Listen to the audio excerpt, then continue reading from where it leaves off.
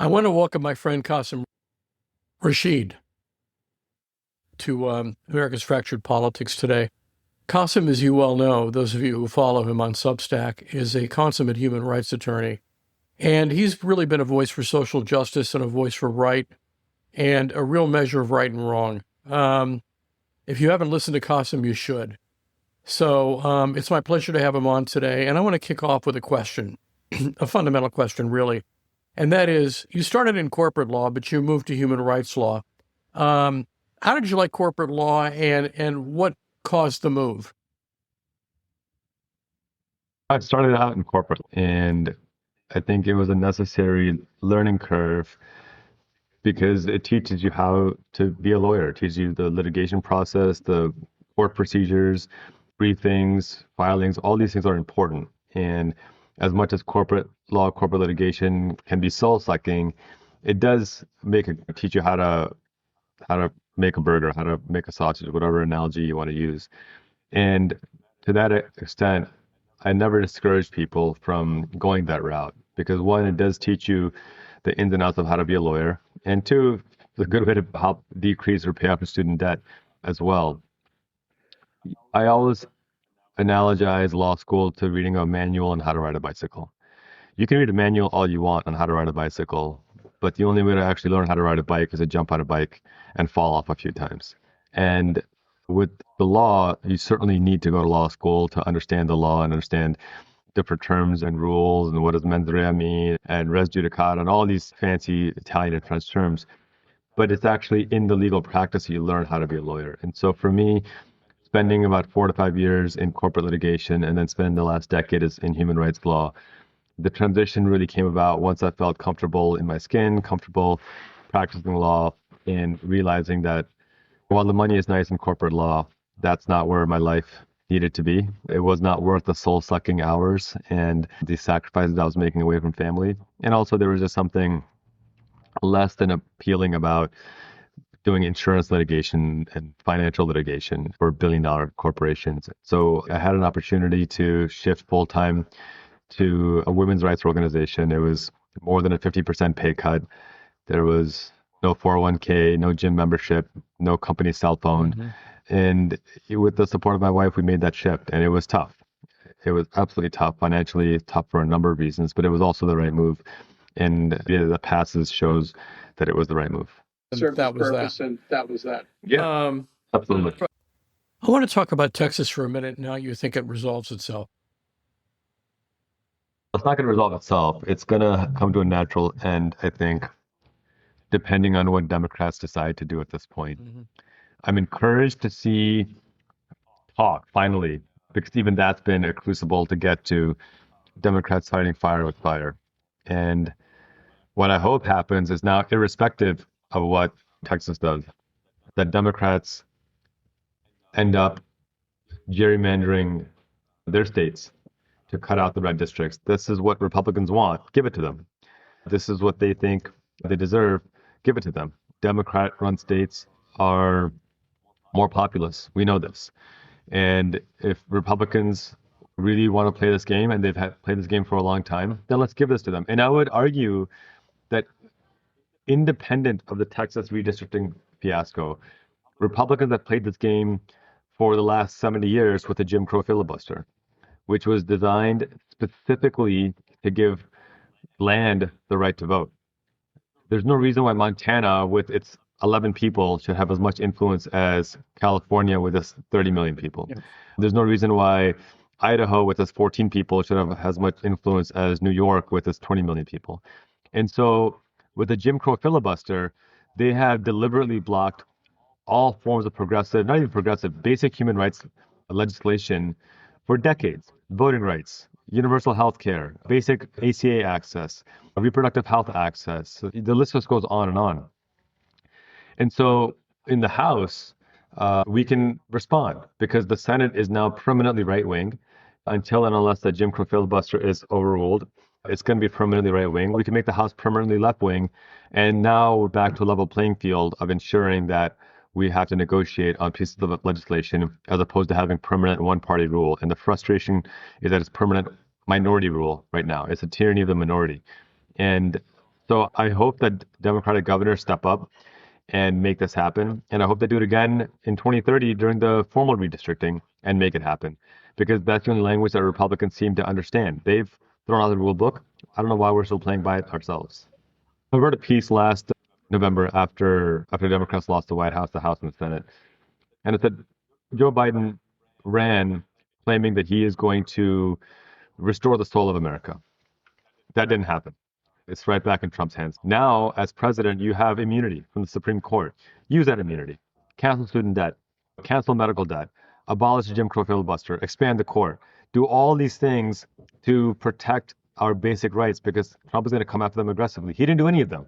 He literally did none of them. He pardoned his own son, which is great for him, but he didn't do any of the stuff that would help the majority of Americans. And it infuriated me because even despite Trump committing insurrection and then promising to pardon those insurrections, which he did, even in spite of him being accused by 27 women of rape, even despite us having a pretty good idea back then that he's in the Epstein files, despite him being a 34 ex-convicted felon, knowing full well that he would wage anarchy, Biden even after Harris lost, didn't do anything to protect us. What I wanted him to do was to say, oh, okay, the president has immunity. Fantastic. I'm going to extend that as far as possible. And one of two things are going to happen. Either the Supreme Court is going to be like, he's got immunity, you can do whatever he wants, and you could use that to protect our rights. Or the Supreme Court would have said, no, this does not give you all these rights. The president cannot do all these things, which would have restricted Trump. But the fact that he's still played by some magical rule book that no longer exists is one reason why we're in this mess in the first place. Of course, there's other reasons: Merrick Garland's cowardice, Mitch McConnell's hypocrisy, cruelty, and fascism, Mueller's insistence on some rule book that doesn't exist. But now we have an opportunity with these redistricting to truly fight fire with fire, and Democrats absolutely need to utilize it. This unilateral disarmament has gotten us to this point, and we need an actual opposition party, not what we've been seeing so far. Yeah. We in Washington, D.C. are now occupied territory. Trump has moved in the National Guard, and he's trying to solve a problem that really isn't a problem. We have not had crime rates this low for 30 years. My guess is that he's going to start doing this with all the blue cities. What are your thoughts? Yeah, it's the boiling frog syndrome, right? He did it in Los Angeles, and now he's doing it in D.C. He'll probably do New York next because Mamdani should win the election there. I could see him coming out for Chicago, where I live. And this is what fascists do. It's the boiling frog syndrome to try to normalize this over and over again. Mark, what I'm curious to see is when the military is going to say, no, we're not doing this anymore. These are illegal orders, and we are going to be conscientious objectors, and we're just not going to do it. Everyone kept saying that, no, the norms, the infrastructures are enough to prevent him from taking over as an autocrat, and everyone has been wrong so far. No. And I think if the military capitulates, then yeah, he will be an autocrat and it's game over. But this is what I'm hoping, that if not the military, people rise up, exercise our First Amendment right to peaceful protest while we still can, and stop this from perpetuating. Again, this is where we know Republicans are fascists at this point. They've made very clear that fascism is not a deal breaker for them. My rage is at the Democrats, establishment Democratic leadership, who professes to oppose fascism, but then capitulates every single time. What are you waiting for? What do you want to see? I'm so proud of the Texas Democrats for stepping up and saying, not in our name. We are not going to allow this. We are going to take matters into our own hands, and we are going to break quorum. That, to me, is the kind of leadership that we need to see, that corporate establishment Democrats aren't willing to do. And that's why Trump continues to advance little by little, creeping fascism one day at a time. And we're getting strongly worded letters from Chuck Schumer and ridiculous Instagram posts from Hakeem Jeffries where he tries to look relatable, but just looks like someone who is more out of touch than you can even imagine. It's enraging. So we need Democratic leadership to step up and actually be the party of anti-fascism as opposed to the party of writing strongly worded letters. Yeah. I have a theory that I've articulated on several occasions called the Iron Triangle in reference to the Democratic establishment. The first side of the triangle is the donors, many of whom have views that are uncomfortably similar to Trump's. They like to make money, and they're concerned about anything that seems radical. So they're afraid of Mamdani, they're afraid of AOC, they're afraid of Bernie. The second side of the triangle is the consultants who feed off of the donors and who make a lot of money off of them and who are wedded to a centrist approach that really dates back to Bill Clinton. And the third side of the triangle is the old line Poles who are taking money from the consultants, rather, who are taking advice from the consultants and money from the donors, and are not really willing to take on the chore of rebuilding the party to conform with what is clearly the desire of the majority of Democrats. I don't know whether it's money from donors that's really driving it or whether it's the fact that they're centrists, but regardless, it's inhibiting the party. What are your thoughts on that? Let's just be honest about it, right? You can excuse 2012 because Obama was the president, popular president, and you don't really need a primary. I'll give you that. But 2016, we know it wasn't a fair primary. 2020, we know that the thumb was put on the scale to support Biden. 2024, there was no primary. It's extremely rich that you're going to talk about a no kings protest when the last 5 elections, you've had one legitimate actual primary. And it's devastating. And the data shows, by the way, in 2008, we had a robust primary. They didn't put their thumb on the scale. Hillary was supposed to be the nominee. Obama got it because they didn't put their thumb on the scale. And what ended up happening? We won the White House. We won the House. We won the Senate with nearly a supermajority. 2016, what happened? There wasn't a real primary. It was basically decided this is Hillary's turn. I kept on hearing that it's Hillary's turn, as if this was some like monarchical, nepotism, that it's her turn. What the hell does that even mean? It's elitist. It's nonsense. Was she the best candidate? She may as well have been. But we didn't know that because there was no real primary to decide that. And the fact remains that the result speaks for themselves. You can get mad at me all you want if you're listening to this, but the facts speak for themselves. In 2016, we lost the House, the White House, and the Senate. The exact opposite of 2008. In 2020, there was an okay primary, although we all know what happened at the end. And even that nominal primary still helped us win the House, the White House, and the Senate. And in 2024, there was no primary, and we lost all of them. Like the pattern is so obvious. And the primary does two things. One, it truly does vet the best candidate for the party, especially when you're not putting your thumb on the scale. But two, and I think even more importantly, it ensures that those whose candidate did not win don't feel slighted. They feel like, okay, I gave it my best. I wanted Mark to be my nominee. He didn't get it. It went to somebody else, but it was a fair fight. Mark didn't win. And now I'm going to get behind the next person because at the end of the day, it's not my primary candidate, but I fought hard. That person fought harder. Let's get behind him. That's human nature. People want to feel heard, and then they will still get on board even if their candidate wasn't selected. But what they won't do is get the middle finger, be told that you don't matter, your voice doesn't matter, and then suddenly, oh, by the way, we need you here. No, it doesn't work that way. It's human nature to say, if you're going to give me the middle finger, then I'm going to give you the middle finger. That's just the way people work. And so we can be correct and say that Trump is a fascist and Harris was a far better candidate, and she absolutely was. That's completely correct to say. It's also important to realize that's simply not enough. It should be, but it's not. And we've seen that time and time again. And your point about this triangle, I don't know where APEC falls into that, but I think I agree with you that until we break that and get to a place where people are actually heard, this is going to happen over and over again. And I think one of the frustrations that I have, and I've seen this from you as well, you've elaborated on this really beautifully, is that when someone does break out of that triangle, like a Zoran Mamdani, then the party says, yeah, we're not sure we're going to endorse you. In fact, we're going to call you an Islamic terrorist. We're going to call you a jihadist. We're going to call you anti-Semitic. We're going to say that you're an enemy of Israel. This nonsensical stuff that has nothing to do with decency and being. The fact that you can't distinguish the attacks on Zoran Mamdani from Republicans versus from Democrats is a shame. It's a disgusting shame. And people are sick of it. People are sick and tired of it. And if the party doesn't change, people are going to stay home and say, the hell with it. I don't care anymore. Let it burn because you're not giving me anything different than what Republicans are giving me. And that's just not how you win elections. I'm sorry. You're talking to a lawyer, so until something's in writing, it's not done yet. Yeah. And I think he needs to run with the urgency that he's 10 points behind, not 10 points ahead. And I think he is running with that urgency, by the way. I don't think he's taking anything for granted. Yeah. You don't know what kind of stunts they're going to pull. My fear, my real fear, if I'm brutally honest with you, Mark, is you've seen what this country does to young, dynamic voices of change, particularly voices of color. We've seen what this country did to Fred Hampton, what they did to Martin Luther King, what they did to Malcolm X, to Bobby Kennedy. He was white.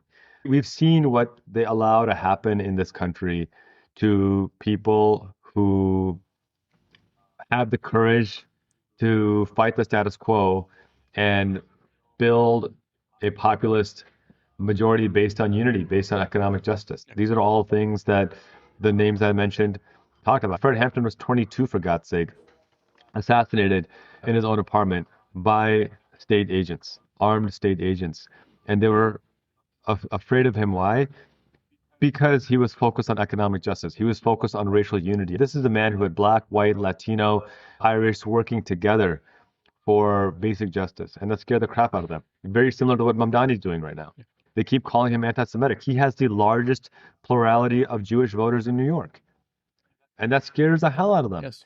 So that's my real fear. I hope his security is beefed up to the 10th degree, and I hope he's extraordinarily deliberate about that aspect of it, because I can see the powers that be who have assassinated these people in the past come after him with the same zeal. Power is never, it never gives it up easily.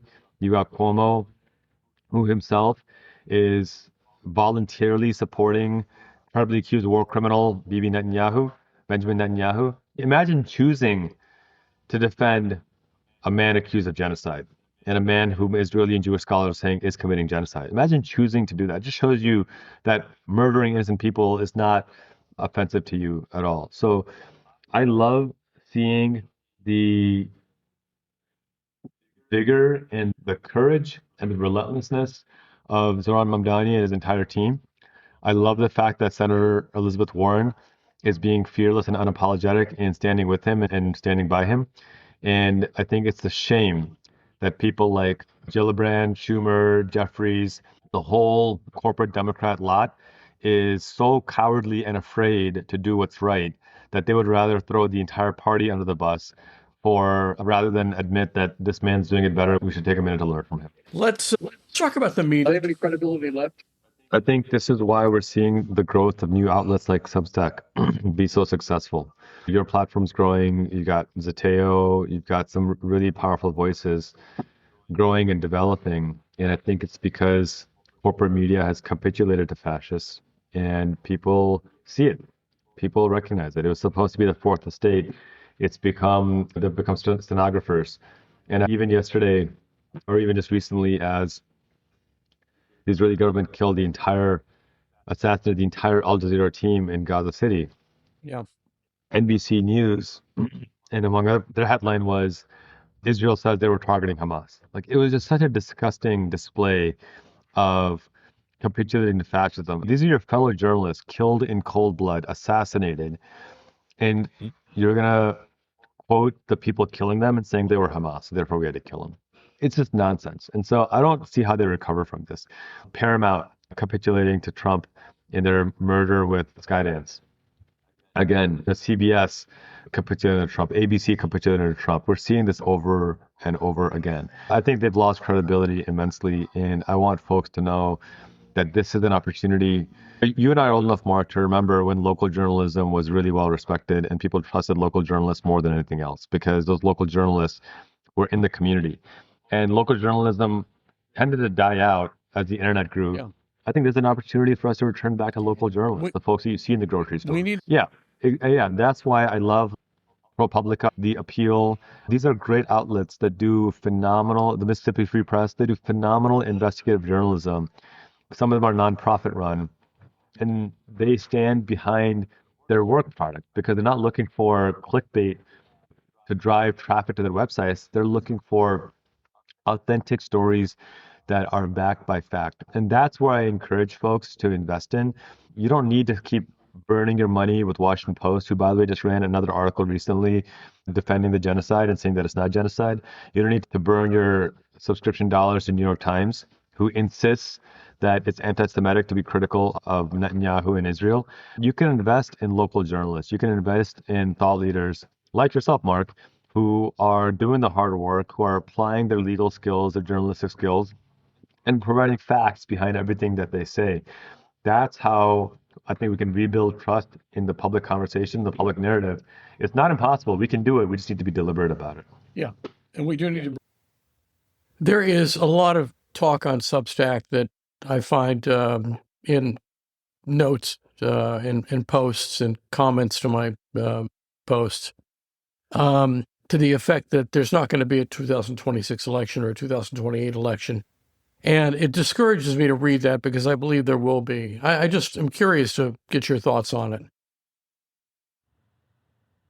I'm seeing a lot of chatter about how the 2024 election was stolen. I don't know enough about it to be able to say one thing or another. I'm confused as to why the Democratic Establishment Party didn't do a thorough analysis and review, just for no other reason than to appease their base and to say, hey, listen, there's nothing wrong done here. Every study I've seen of elections has shown that we have very secure elections and that voter fraud is extremely rare. So I don't know. I wish I knew. I don't. I think this notion about we'll never have free and fair elections again, I feel like it misses one really important point. And that is that since Shelby, at least, the gutting of the Voting Rights Act has already prevented free and fair elections. A lot of folks don't realize that before the Shelby versus Holder case started to gut the Voting Rights Act in 2013, there were about 210,000 polling locations across the country. Since then, there have been more than 100,000 polling locations closed. We have fewer than 100,000 polling locations now. And the polling locations that were closed were disproportionately in Black and Latino and Asian neighborhoods. And so there's already a massive suppression. And the thing is, it doesn't need to be the same as a poll tax. It doesn't need to be the same as a grandfather clause of yesteryear. All it needs to do is say, oh, you're in a Black neighborhood?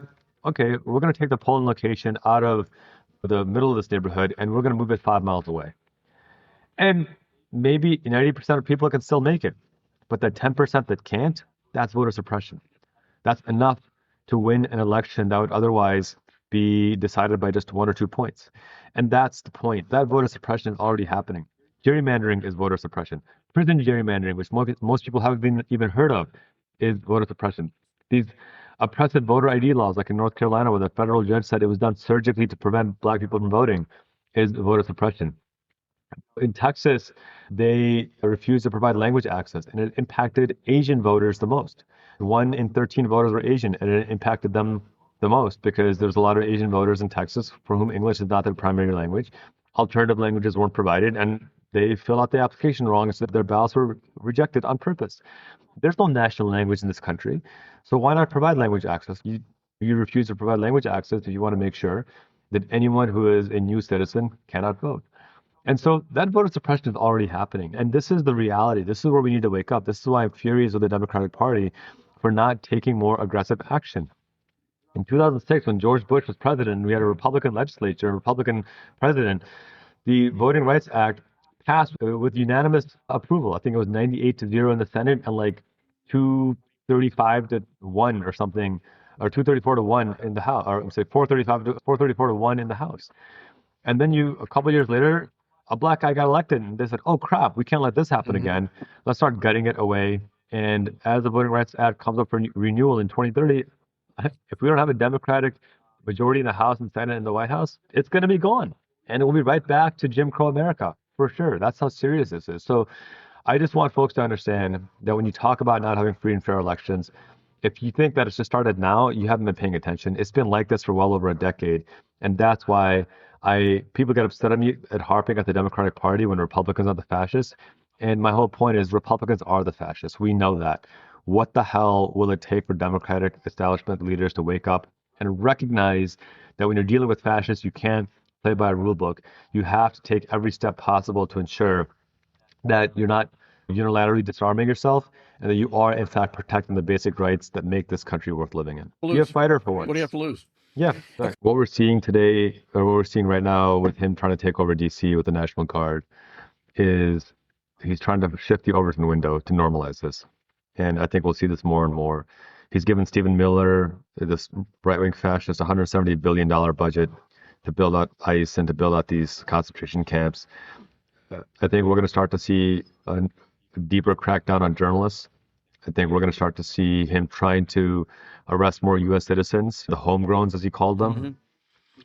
So I think if you look at the autocratic playbook, it's flood the zone. It's do one outrageous thing after another, and it's exhaust people. And that's part of what experts talk about, that the goal of these propagandists is not just to disinform you, it's to exhaust you.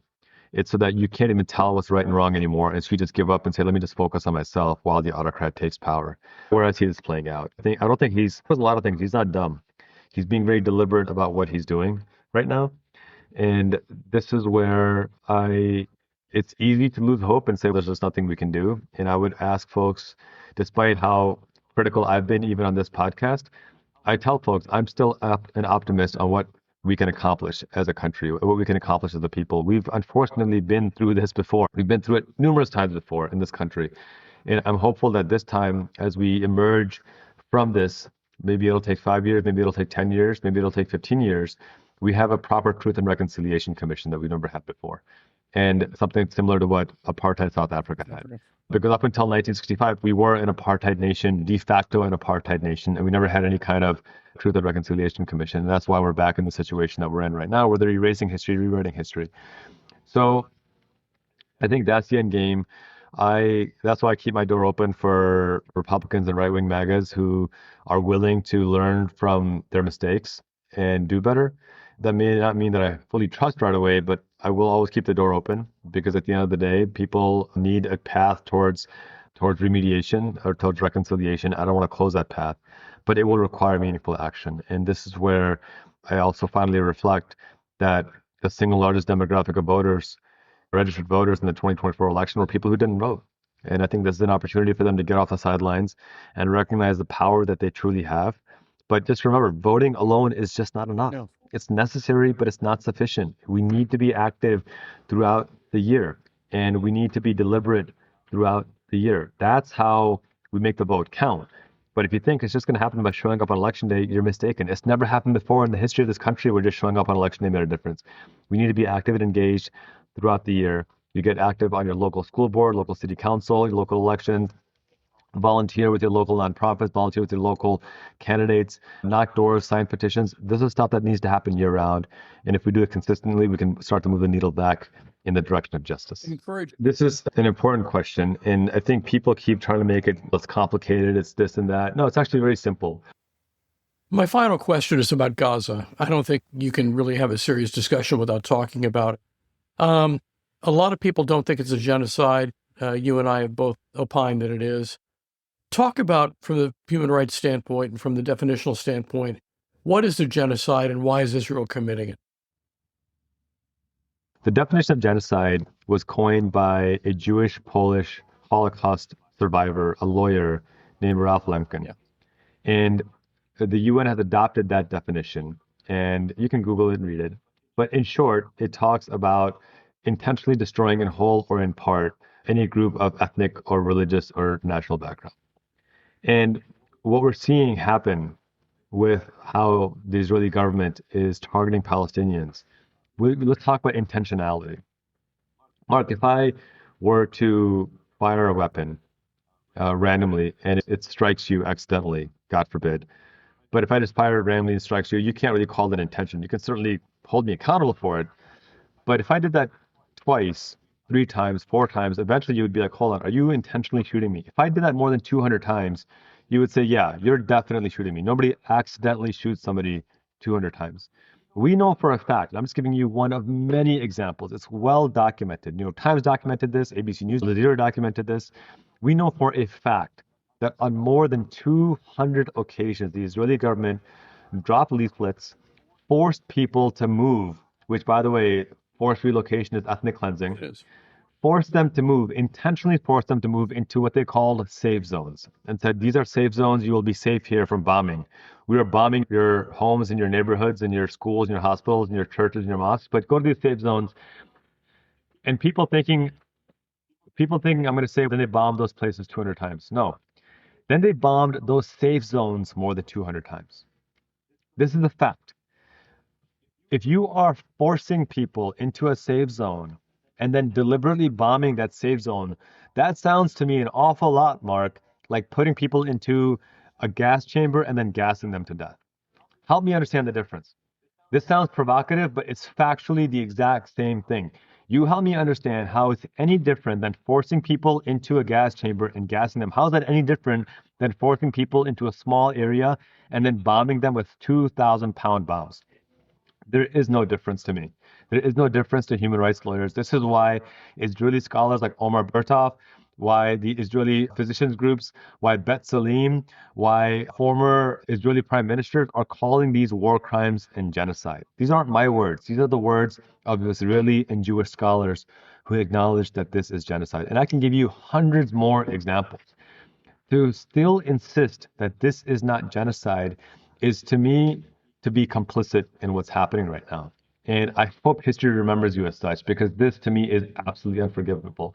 Just as we look with grotesque at the horrific treatment of Nazis to innocent Jewish people in Germany who were mass murdered and exterminated only for being Jewish through intent, in that same way, we are watching Netanyahu deliberately move Palestinians to safe zones and then bomb those safe zones, not once, not twice, not even 100 times, but hundreds and hundreds of times.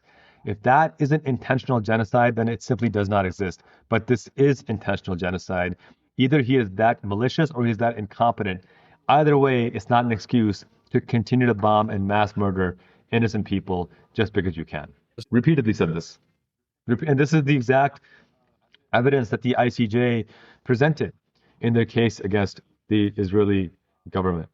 And the ICJ judges, one of whom, by the way, was an Israeli judge who was appointed by Netanyahu himself, agreed with South Africa. So I don't want to hear any nonsense about how it's anti-Semitic. It's not. This is not what anti-Semitism is. Anti-Semitism is hatred of Jewish people for being Jewish. This is hatred of genocide because it's genocide.